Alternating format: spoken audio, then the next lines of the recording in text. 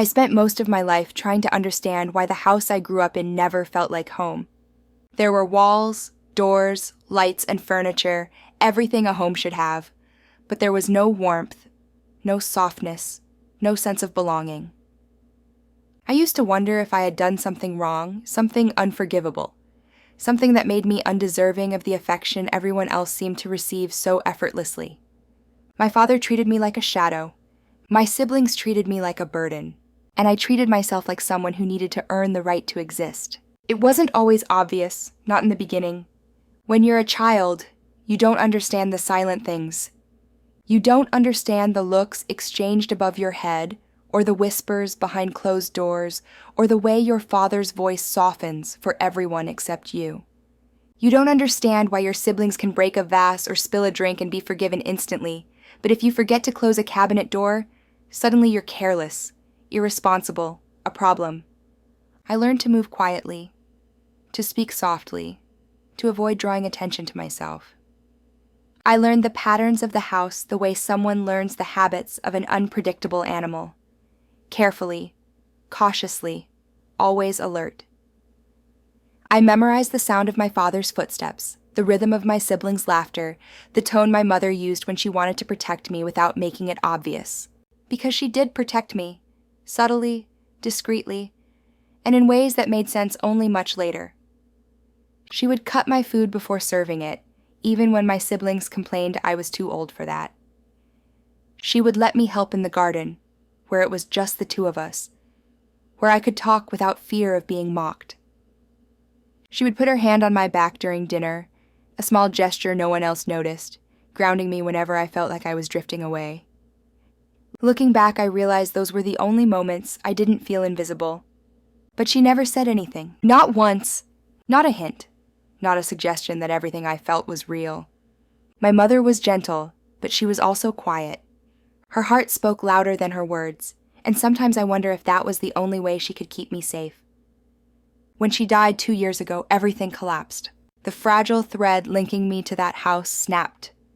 My father didn't cry. Claire and Thomas cried, but not for her. At least, not in the way I did. They cried because grief is expected. I cried because I had lost the only softness I ever had. After the funeral, my father grew colder, my siblings grew bolder, and I felt like a ghost wandering the hallways, haunting a life that never really belonged to me. The months that followed were a blur of painful silence. My father stopped acknowledging me entirely. He communicated through short messages when necessary, though they became rare.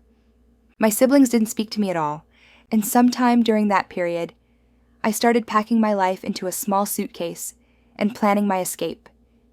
I didn't know where I was going, but I knew I couldn't stay. Then came the announcement about my mother's will.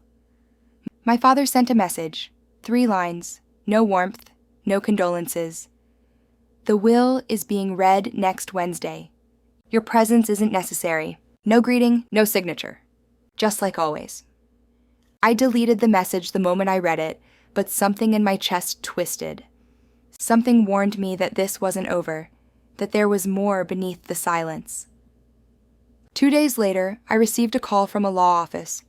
The woman on the phone spoke gently, almost cautiously, as if she understood the weight of every word she was about to deliver. "Your mother left specific instructions," she said. "You must attend." It was the first time in months anyone had spoken to me as if I mattered. The day of the hearing, I walked into the courthouse with shaking hands. My father stood near the front with Claire and Thomas, whispering among themselves, throwing glances in my direction like I was an inconvenience they hoped would disappear. The room smelled like polished wood and dust, the kind of smell that belongs to places where truth is recorded, buried, and sometimes resurrected. When the judge entered carrying a thick folder, something inside me tightened. My father sat straighter, prepared to control whatever narrative he believed belonged to him. My siblings lifted their chins, confident that this was just a formality. Another moment to remind me of my insignificance. The judge opened the folder. Her eyebrows pinched for a moment, a small, almost imperceptible sign that something inside was unexpected. She began reading the basic documents, the ones outlining assets and properties. My father's confidence grew with each line. Claire rolled her eyes every time the judge paused. Thomas kept checking his watch. And then everything changed. The judge turned a page, paused, and looked directly at me. Her eyes softened, but her voice sharpened. "This next document," she said slowly, "is significant." My father stiffened. My siblings exchanged confused glances. The judge lifted a single sheet of paper. "This," she continued, "is an original adoption certificate." The world fell silent. My ears rang. My vision narrowed. My breath caught halfway up my throat. Adoption. The word didn't fit at first. It floated above me, heavy and unreal, like it belonged to someone else. My father erupted from his chair. "This is invalid. You don't know what you're talking about." "Sit down, Mr. Whitman," the judge commanded, firmness replacing her previous gentleness. He obeyed. But his face, God, his face, every vein in his neck pulsing, every muscle tightened with terror. Not anger, not outrage, terror. The judge continued. "This certificate is state-issued, sealed, and legally verified. It was processed within the year of her birth." My heart pounded so hard I could hear it echoing inside my skull. She, the judge nodded toward me, was legally adopted by both guardians. She lifted another page. "The signatures confirm this, including your mother's." My breath hitched. My mother. She knew. She had always known.